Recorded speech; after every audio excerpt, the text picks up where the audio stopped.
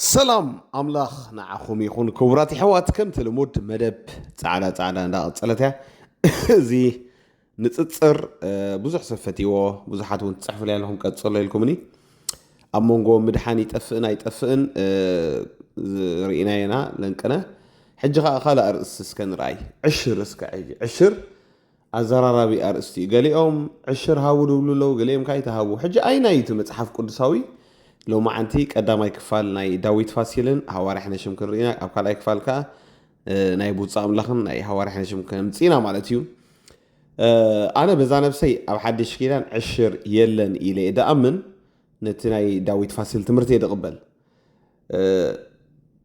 إذا مالت كل زين يمسيلكم حواتي حجي أمناي داويد فاسيل كا ديك قبولو تمرتي انتاي تيلكا هوارات يلون دبلو تمرتي حجانا سواي قبولوني كومو ذقبوللني أمناي داويد فاسيل ديك قبوللني أمناي هواري حنا شمكا ذقبولو تمرتلني ديك قبولو قالني حجي كلاتنا كومو هنكون لنا ترديهم لهم اتنوستو نوسدو اتدين وستخا نمرمرو مالتي سلازم بزخونه لو ما عندي زيوم كلت ناي اغزابير سبات هواري حنشم داويد فاسيل مهيرو مالو بزعبا عشر اسك نسمع يوم اينايت قنع مهيرو تبلو خصهم او حدش كيدان عشر الله لكم تامنوا ولا سيلن اب كومنت حسابكم اقمطوا مغنياتو عشر اجداس تمرتي ناي بحقي انا قدم نابويتا مسلم مصاحو حدا سب جيجا تمرت مهيرن بزعبا عشر ناي قد 10 ميتاويتسي كدرقب كاي غنزب كتبالك هايلي ولا حموش قرشي سبتيوكا كابت حموش قرشي 10 ميتات كتقمط لك قايلو اصليلني ناي بحكي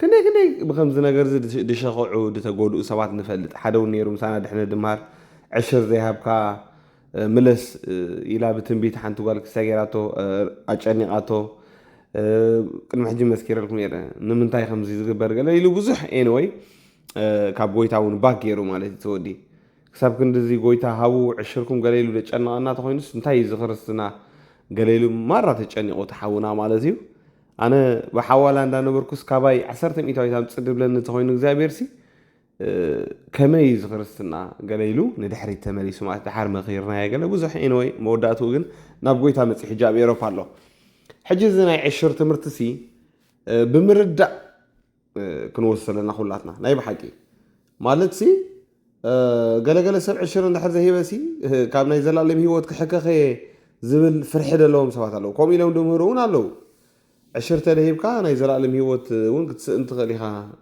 يلوم دمر له مهنياتهم من قصة سماي جنة كيدهم بتحمل دمر تصي رئام يومكم عشر ريهاوس هفسي أور رئامهم قال أنا أقول لكم هو حدا زي سمعي لهم من كم نخنا نزون داويد فاسيل ملسيه ولا لا بزغنا نهاور إحنا شم داويد فاسيل تمرتي كنتي وندان نتصرنا نسمع عشرة حدش كده قالوا ديالن نساعدكم كان تايم رداهم أو كومنت عمتوا لي نخيت نبناي إكزابير سبات سلام نعخاتكم يخون قدسان كامي الله لو معلت النريو حانتي مستر ويقدامي مستر عشر نمنتاينا النهب عشر مالت كم قالوا حادة أبدال 10 ويما وانا برتين ويكا عسراي أف نايت أتاوي نايو عسراي أف نايت جزي أبير زبان نايو نمنتاينا عشر نهب قل سبات أو حدش كدان عشر يلن أبو لي كدانيو أنا اللي قرمني حتى شانكم صاروا دوغا طعمي ونفعت انت أمثلوا هيوتنا نخنبز قبل عنا نمبر عشر أنت يحدث امتحان بعشر جمر إذا مثل على سبك طال اللي يقول عشر حابز بالك زي أبهيري أب حدش كدان أحقي يقولوا حقي يكون عشر كلمة حقي 450 عامت أب زي حلنا دمتسيو لو مدي اللي يقول عشر نهبنا من تاينا نبي حتى عشر اسخاخة منك حيلي منك دعناي منك ينزبي منك أتاوي منك دكاي منك سبعي منك سبيت منك خلو اسخاي خانا عايز جبرك هاللي مو الكو علت من بلاسي زفترت 10 كاب 10 شوعت نكلا درمال نتوم سوز نوبر نجستا سعرو كملس كله نقص دم قبلو نابلس يشوي نسخة نقص لسوت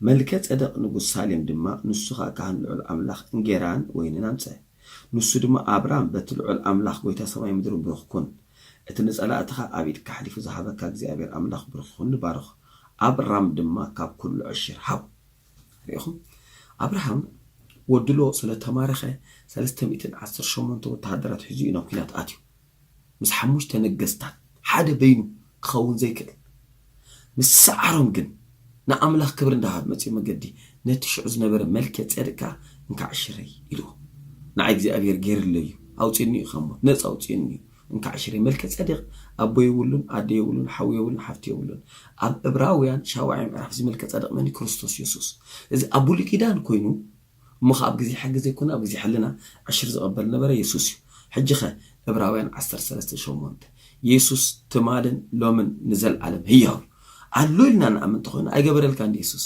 ኣይሓገዘካ እንዲ ኣይደገፈካ እንዲ ኣይለዓለካ እንዲ ምንጭ ሓይልኻ እንታይ እዩ ምንጭ ፃዕርኻ መን እዩ ምንጭ ጉልበትካ መን ምንጭ ጥዕናኻ መን እዩ ተመስገን ኢሉ ይህዎ ዕሽር ዘዳግም 14:22 ከማ ኢሉ ካብ ዝሃብኩ ኸይሊ ካብ ዘዳግም 14:22 ካብ በኽሩ ፍርያት ከኹሉ እኽሊ ክኾነ ካልእ ዕሽር ኣምፅ ስለዚ ዕሽር ካብ ደሞዝ ናይኮና ንውፅእ ካብ ኣታዊ ናትና ካብ ዘበለ ኣብ ፍርቂ ደሞዝ ሓደ ሰብ $100,000 ተሂብና ከም ጊፍት ዕሽር ከውፅእ ኣለኒ ካብቲ እግዚኣብሔር ንዓይ ዝባረኸኒ በረኸት ተዘይባረኽኩም ኣይትሃቡ ተደይበዚሕልኩም ኣይበልኩም ኣነ ዘይብልካ ትኾኑ እግዚኣብሔር ሓተካኒ ክእለትን ዓቕምን ሓይልን ሂቡ እዩ እግዚኣብሔር ዝሓተካ ዕሽር ከዓ ኣይንሂብና ንመልሰሉ ንዕኡ እምበር እግዚኣብሔር ኣብ ማእከልና ታክሲ ኣሎ ታክሲ ናይ መንግስቲ ሂበ ኣይበሃልኒ ታክሲ ከፊለ እዩ ዝበሃል ሪኦም ታክሲ ሂበ ይበሃልኒ ታክሲ ከፊለ እስካ ትብሎ ዝዓዲ ከፊለ ኢኻ ትብል እምበር ሂበ ይበሃልኒ ኣይትቦም ዲኻ ትመልስ ኢኻ ደለኻ ከምኡ ልክዕ ከዓ እግዚኣብሔር ዕሽር ንህብ ኣይኮንና ንኸፍሎ ኢና እግዚኣብሔር ካብቲ ዝገበረልና ብዙሕ ሲ 10 ጥራይ እንኩሞ ኩሉ ገይረልኩም እኮ 9 ውሰዱ ኢልካ 10 ሃባ ነዚ ኣብ ዕሽር እዩ ኣብ ብሉይ ኪዳን ፀይባትን ላ ዛራሕዚ ክስግራ እንዳበልና ኣይግባእን እዩ ምክንያቱ ኣንበጣን ኩኩታን ክፉእ ዘበለ ክሰብረልካ ኢሉ ሚልክያስ 3:10 ተባረኹ። አስራትና በኩራት በአዲስ ኪዳን አለ ወይ ይላል። የለም። አስራት በኩራት የሚባል በጥንታዊቷ ቤተክርስቲያን ልማድ ውስጥ አልነበረም። በአሕዛብ አብያተ ክርስቲያን ልማድ ውስጥ የለም። አሁንም ቢሆን በካቶሊክም በኦርቶዶክስ የቆዩ በሚባሉት ውስጥ የለም። ያው ቃሉን ያውቁታል እንጂ ተጠቅመውበት አያውቁም። እና በቤተክርስቲያን ረጅም ታሪክ ውስጥ አስራት የለም። ግን ምናልባት ሁለት አካላቶች ወደ ቤተክርስቲያን አምጥተውታል። አንደኞቹ መሲያኒክ ጂውሽ ማለት አይሁዶች ሆነው ወደ ክርስትና የመጡ ያንን አስራታቸውን ብቻ ሳይሆን ሌሎችንም አይሁዳዊ ክብረ በዓላቶቻቸውን አሁንም ድረስ ክርስቲያኖች ናቸው ያከብራሉ። የዳስ በዓልን፣ የፋሲካ በዓልን፣ የቂጣ በዓልን ክርስቲያኖች ናቸው ይዘውት ቀጥለዋል። ስለዚህ በአንዳንድ የአሜሪካ ሀገር ምናምን እንደዚህ ወደ ቸርች ውስጥም አምጥተውታል ተብሎ ይታሰባል። ሌላው ደግሞ የአፍሪካ ድሃ ቸርቾች እነ ናይጄሪያ እነ ጋና ከድህነት የተነሳ ማናቸውንም ገንዘብ ለማሰባሰብ የሚደረጉ ብዙ ዘዴዎች ይኖራሉ። ከመጽሐፍ ቅዱስ ደግሞ ሲሆን የበለጠ ድጋፍ ስለሚኖረው አስራት ላይ አተኩረው አስራት ብቻ አይደለም በኩራት ብቻ አይደለም እየጨማመሩ አሁን ወደ 9 ወደ 10 አይነት የገንዘብ መስጫ ዘዴዎችን ይጠቀማሉ። በተረፈ በአዲስ ኪዳን ውስጥ በአሕዛብ አብያተ ክርስቲያናት ውስጥ በተደነገጉትም ድንጋጌዎች ውስጥ ከ110 ከ11 የሚል አንድ ሁለተኛ አስራት ብለው ዛሬ የሚጠቀሙና አስራት ግድ ነው ካልሰጠህም አትባረክም ነና የሚሉ ሰዎችም ቢሆኑ በመጽሐፍ ቅዱሱ የአስራት አሰጣጥ መሰረት ግን አይደለም እነሱም ቢሆን እያሰበሰቡ ያለው። ምክንያቱም በመጽሐፍ ቅዱስ ውስጥ አስራት ይሰጥ የነበረው በአመት አንዴ ነው። አንድ በየወሩ አይደለም በአመት አንዴ ነው። አንድ ሁለተኛ ደግሞ አስራት ማውጣት እንበለው እንጂ አስራት ማውጣት ከሚለው ቃል ይልቅ ሌላ ነገር ብንፈልግ ነው የሚሻለው። ለማን ነው የሚወጣው? ምክንያቱም አስራትን ይበላ የነበረው በዋነኛነት አስራት አውጪው ሰውዬ በሙሴ ሕግ እንደጻፈ ዘዳግም ምዕራፍ 14 ቁጥር 22 ልብ በሉ። ከመጽሐፍ ቅዱስም እንውሰድና አስራትን እንጀምር ብንል በአመት አንድ ጊዜ ነው የመጽሐፍ ቅዱስ። ሁለተኛ ደግሞ ከደሞዝ ብቻ አይደለም። ያኔ ደሞዝ የለም። ሰው በእርሻ ወይ በንግድ ነው የሚተዳደር። ጥንት የወር ደሞዝ የለም። ስለዚህ ከእርሻም ከማሳም ከምንም ከፍራፍሬውም ከምኑም ነው ከከብቱም ነው በአመት አንድ ጊዜ ነው። ሶስተኛ ሶስተኛ ላይ ደግሞ አስራቱን በዋነኛነት ቅርጥፍ አድርጎ የሚበላውና የሚጠቀመው ካህኑ ወይም ሌዋዊው አይደለም። ብዙ ጊዜ ሌዋዊው ለሌዋዊው ነው ምናምን ብለን የምንለው ሌዋዊው በሁለተኛ በሶስተኛ ደረጃ ነው የሚጠቀመው፣ ለሱ ጥቅስ አለ። በዋነኛነት ግን አስራት የሚበላው በአስራት አውጪው ነው በራሱ። ሰውየው መጀመሪያ ቅርጥፍ አድርጎ በልቶ ከአስራቱ ከጠገበ በኋላ ከዛ ሌዋዊውም ሰውዬ መቼስ ርስት የለውምና እሱንም አስበው ተብሎ ለዚህ ነው አሁን ዛሬ ላይ አስራቱን የበላ ቅርጥፍ አድርጎ በልቶ የተረፈውን ለቸርች የሰጠ ሰው አለ። መጽሐፍ ቅዱስን ከሆነ የምንከተለው ዘዳግም ምዕራፍ 14 ቁጥር 22 ጀምሮ ዝርዝር አወጣጡ ተጽፏል። አንደኛ ከእርሻ በየዓመቱ ከምታገኘው ነው የሚለው። በየዓመቱ ከዘር ፍሬ ሁሉ አስራት ወይም 1/10ኛ ታወጣለህ። ለምንድን ያወጣው? እግዚአብሔርን መፍራት ይማር ዘንድ። በቃ ፍሬያማ የሆንኩት በብርታቴ ነው፣ በችሎታዬ ነው፣ እኔ በዘዴ ነው እንደዚህ የሆንኩት እንዳይል፣ ሁልጊዜ አምላክን እግዚአብሔርን መፍራት ትማር ዘንድ ስሙ እንዲጠራበት በመረጠው ስፍራ የት? ኢየሩሳሌም አስራት የሚወጣው ከተማው ላይ እላይ ገሊላ የሚኖር ሰውዬ፣ ሰሜን እስራኤል የሚኖር ሰውዬ እዛ ማውጣት አይችልም። ታች ደቡብ ላይ ያለ ሰውዬ ማውጣት አይችልም።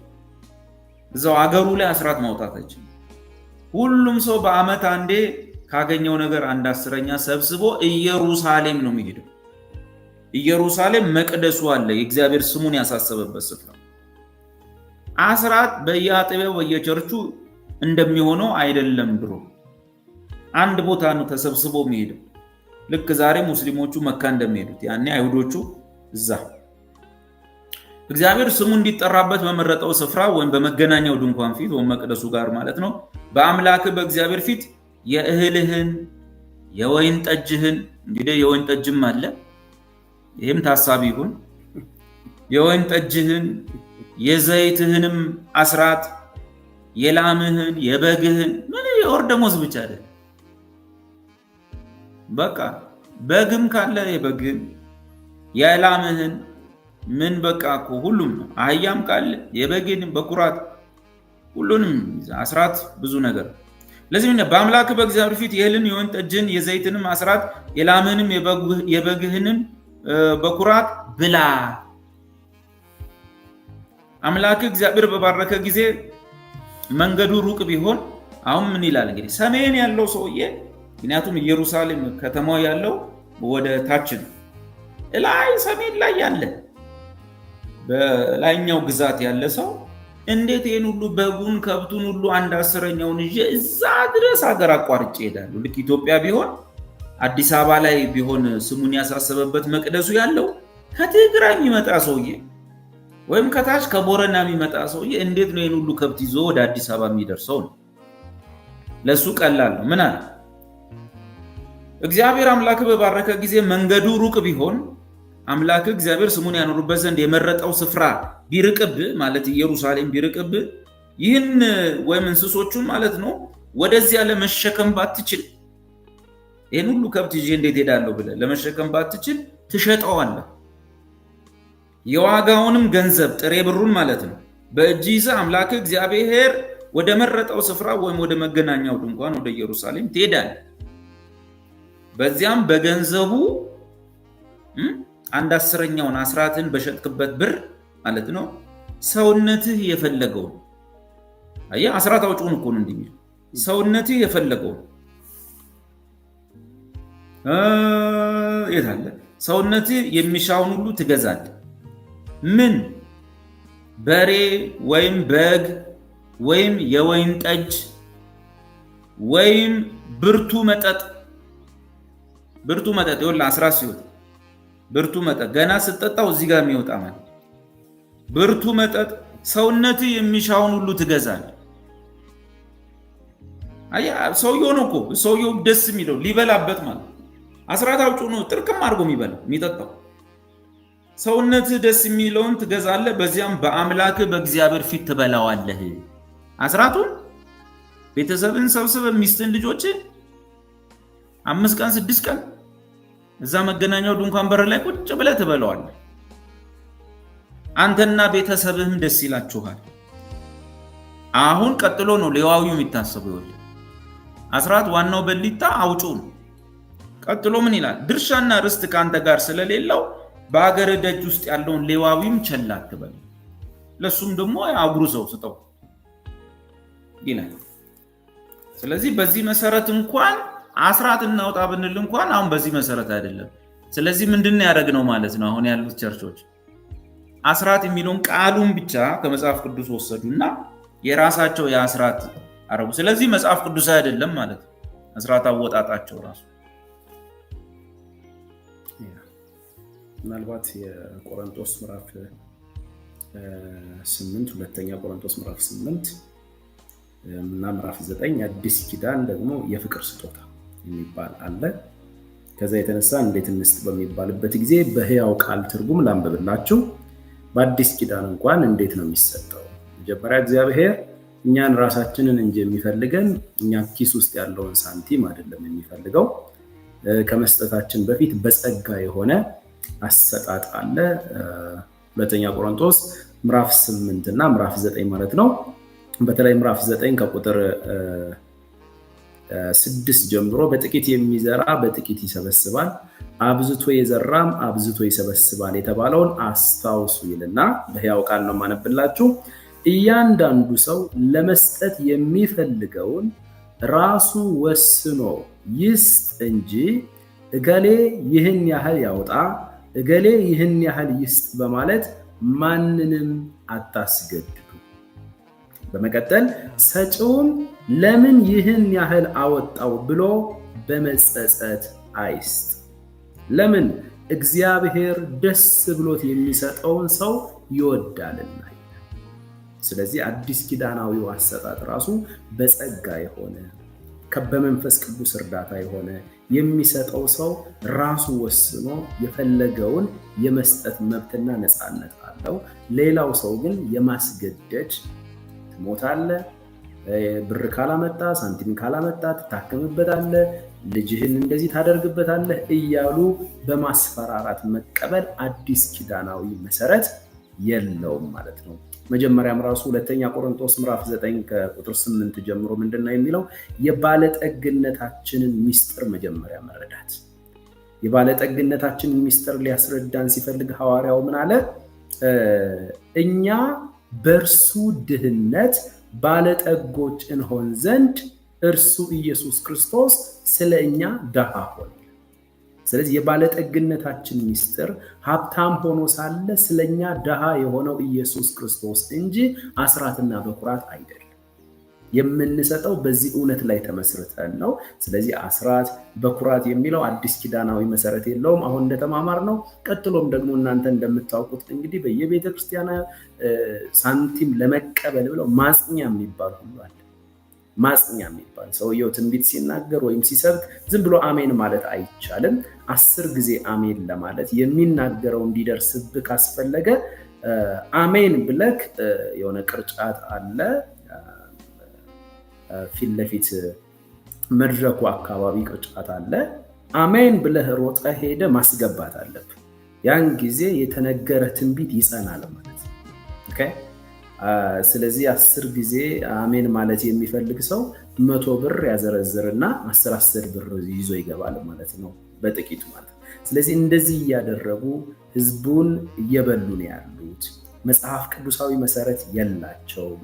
በጌታ በኢየሱስ ክርስቶስም ከእርሱ ደግሞ የተማሩት ሐዋርያቶቹ እንዲሁም ደግሞ ሃይማኖተ አበው ወይም የሃይማኖት አባቶች የመጀመሪያዋና የጥንት ዘመን ቤተክርስቲያን ልማድ አይደለም። ወንጌል አደራ እንጂ እንጀራ አይደለም። በወንጌል የሚነግዱ ስራ ፈቶች በዝተዋል።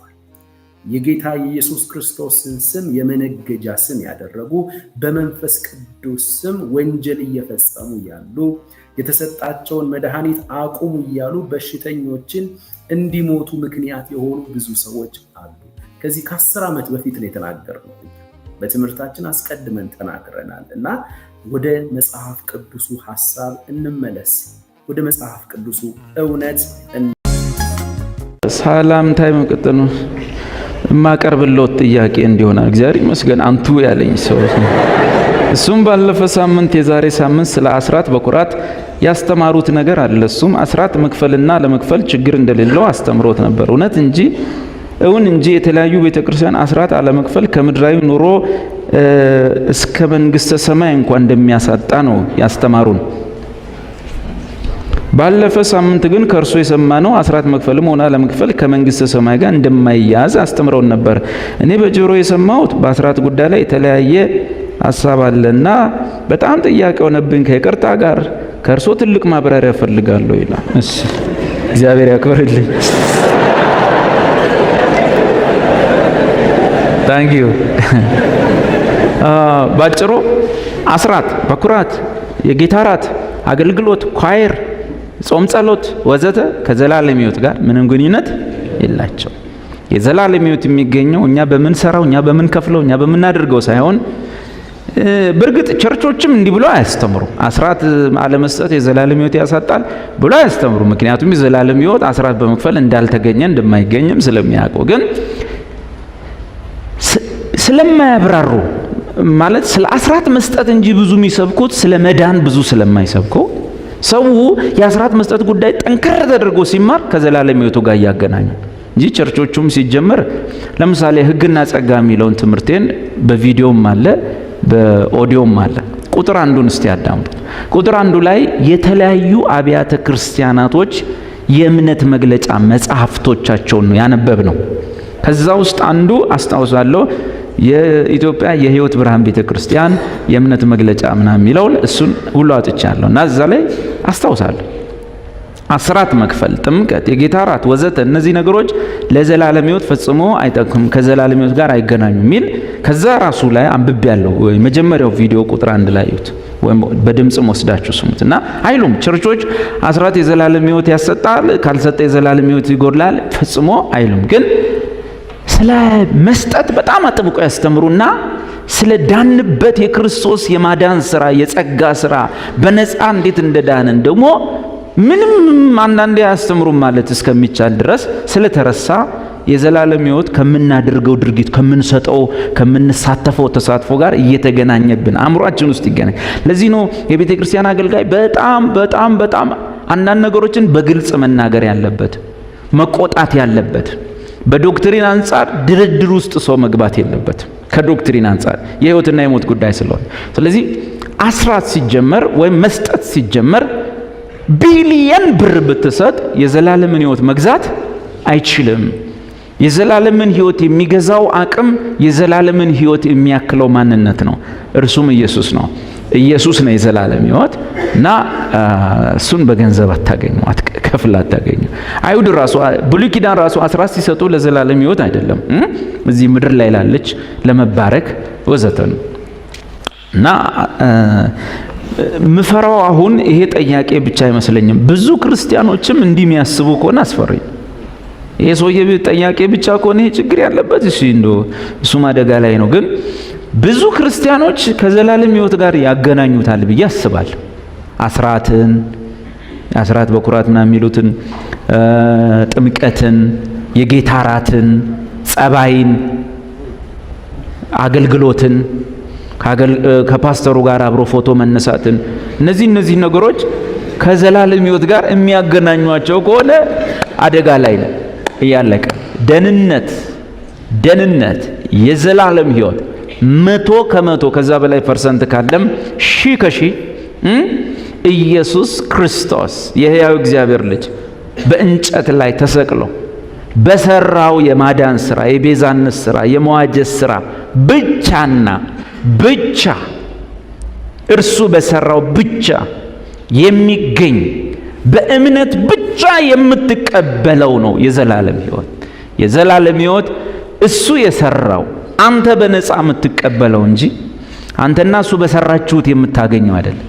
አንተና እሱ በሰራችሁት የምታገኘው ብለህ ካሰብክ ይሄ ሌላ ሃይማኖት ይሆናል ማለት ነው። ሰፈርህ ያሉት ሌሎች ሰዎች ትሆናለህ ማለት ነው። መስቀል ላይ ኢየሱስ መዳናችንን ፈጽሟል። እስቲ አንድ መዝሙር የሚዘምርልኝ ይኖራል? በነፃ ለመዳናችን በስራ አይደለም የሚል አለ። እስቲ ሲንዘምር እንግዲህ ሳልወጣ አቀበት ቁልቁለት ሳልወርድ ሳለፋ ሳልደክም ሩቅ መንገድ ሳልሄድ በልቤ አምኜ በአፌ ስመሰክር የሆንኩበት ታላቅ ነው የሚስ ቀጥሎ በደንብ ሞቅ አድርጎ እንዲያው ድኛለሁ በጸጋህ እንዲያው ድኛለሁ በጸጋህ በአንተ